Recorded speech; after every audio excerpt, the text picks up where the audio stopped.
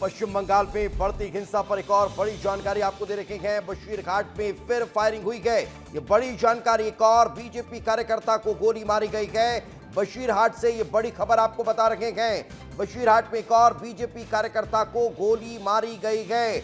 बड़ी जानकारी, कल रात जब 24 परगना से ये जानकारी निकलकर सामने आई थी, वहीं अब दूसरी खबर ये बशीरहाट से आपको बता रहे हैं, जहां एक बार फिर फायरिंग हुई है। एक और बीजेपी कार्यकर्ता को गोली मारने की जानकारी मिल रही है। यानी पश्चिम बंगाल में लगातार एक के बाद एक ये खबरें निकलकर सामने आ रही है। ये चौंकाने वाला खुलासा हुआ है। बशीरहाट से एक और जानकारी मिल रही है।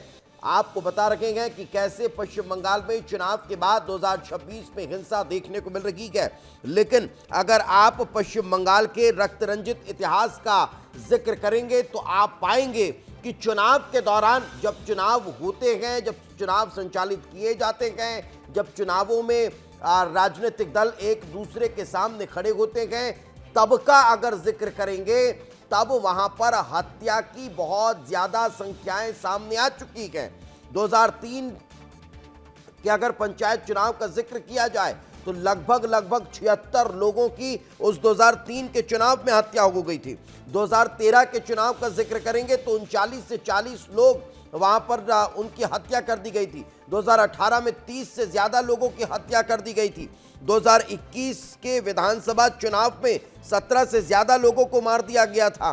2016 के चुनाव का जिक्र किया जाए तो उस समय भी 8 से ज्यादा लोगों को मारा गया था।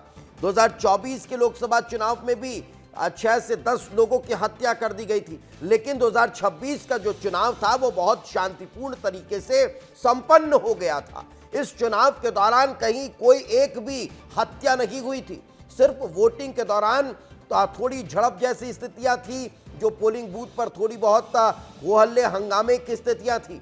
लेकिन चुनाव संपन्न होने के बाद जैसे कि पश्चिम बंगाल का परिणाम बदला, अब राजनीतिक हत्याओं की शुरुआत होती हुई नजर आ रही है। और यह राजनीतिक हत्या चौंका रही है। क्यों? क्योंकि पश्चिम बंगाल में बदलाव हुआ है और उस बदलाव के बाद जिस तरह की तस्वीरें निकलकर सामने आ रही है, जिस तरह से हत्या की खबरें निकलकर सामने आ रही है, यह हर किसी को चौंकाती है, डराती है, सोचने पर मजबूर कर देती है।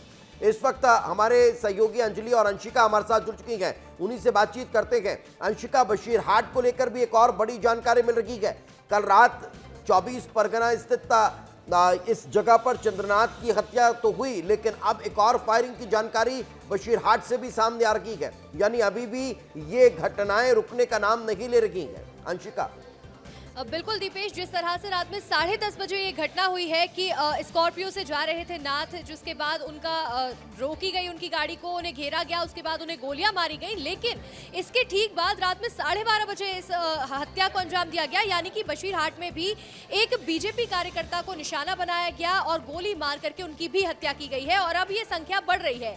यानी कि चुनाव होने के बाद, नतीजे आने के बाद, अब ये हिंसा करने के बाद शायद ये दिखाने की कोशिश कर रहे हैं कि जो बंगाल है वहां गुंडाराज इसी तरह से चलेगा। अपनी ताकत दिखाने की शायद से कोशिश कर रहे हैं। इसी बीच सायोनी घोष, जो कि तृणमूल कांग्रेस में यूथ को रिप्रेजेंट करती हैं, उनका भी एक पोस्ट आ चुका है जिसमें उन्होंने लिखा है कि कोई भी पार्टी से हो, किसी भी तरह से हो, लेकिन इस तरह की घटना को हमें उस सबसे ऊपर उठ के देखना चाहिए और इस तरह की घटना बहुत ही निंदनीय है। अब देखिए, टीएमसी से एक और इसी तरह का पोस्ट ही देखने को मिला, जहां ये कहा जा रहा है कि इस तरह की घटना नहीं होनी चाहिए, निंदनीय घटना है।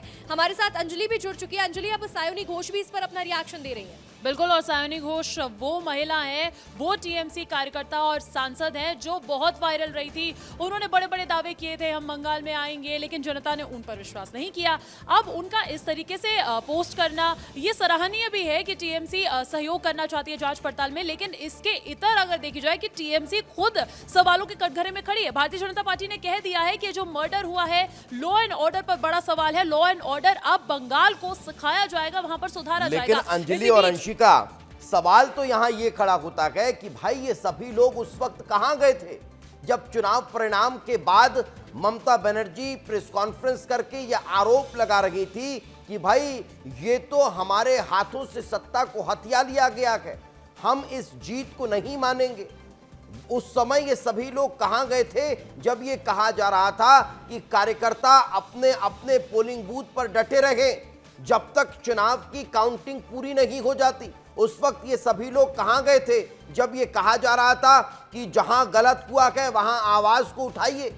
ये सभी लोगों को उस वक्त भी तो अपने कार्यकर्ताओं को कहना था ना कि भाई शांति बनाए रखिए, लोकतंत्र में जो हुआ है उसे स्वीकार करिए। रहे हैं कि लीडरशिप ही हमेशा कार्यकर्ताओं को ये समझा सकती है कि इस तरह की घटनाओं को अंजाम ना दे।